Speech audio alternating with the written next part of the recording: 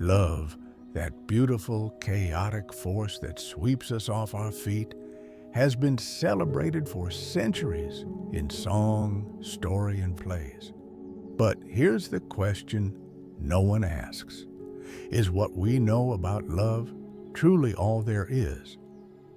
Too often, we see love as an external force, a prize to be won, a destination to reach.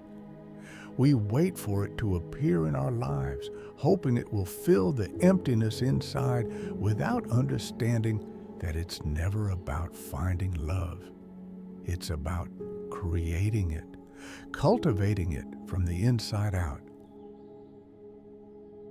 We've all been told that love is the ultimate goal, the thing that will make us complete, the answer to all of life's questions. But what if we've misunderstood love's true nature? What if the love we seek is not something we find, but something we create through our actions, choices, and mindset? The truth is, we've been conditioned to chase love as if it's something external, something out of our control.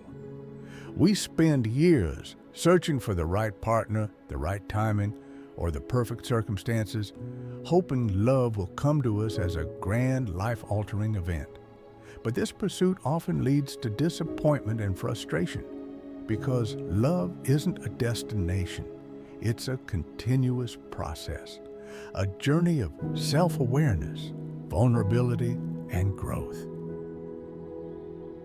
Imagine for a moment what would happen if we shifted our perspective.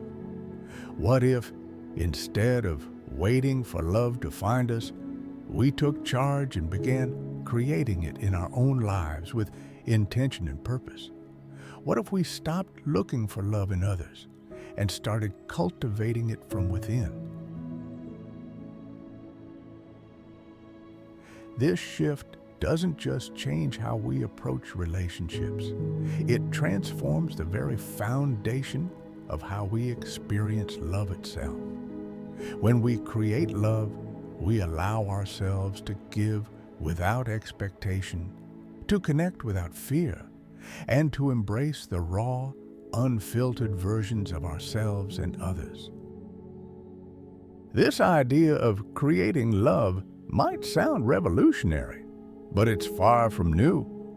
Philosophers like Erich Fromm, in his book The Art of Loving, argued that love is not an emotion or a feeling that happens to us.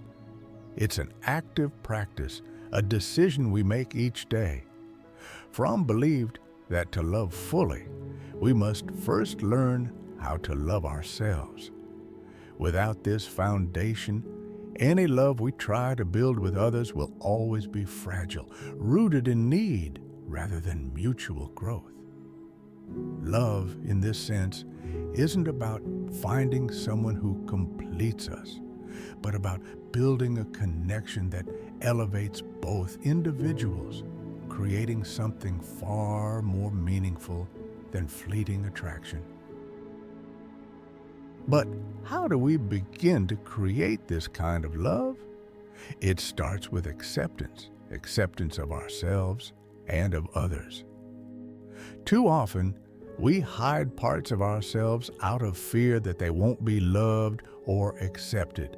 But true love can only flourish when we embrace all aspects of who we are, flaws and all. It's about letting go of the idea that love should be perfect, and instead focusing on the beauty that comes with imperfection, vulnerability, and real connection. When we create love, we allow ourselves to see beyond superficial traits and dive into the depths of who a person truly is. The more we cultivate love in our lives, the more we realize that it's not a scarce resource. Love doesn't diminish when we give, it multiplies.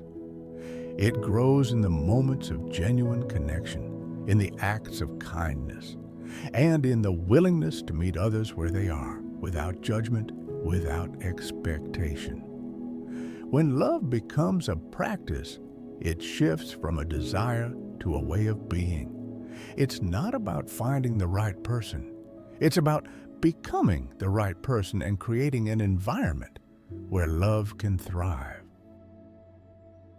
So, the question now is, are you ready to create the love you've always dreamed of? Are you willing to stop searching and start building, nurturing, and growing? Love, in its truest sense, isn't a prize to be won. It's a creation, and you are the artist.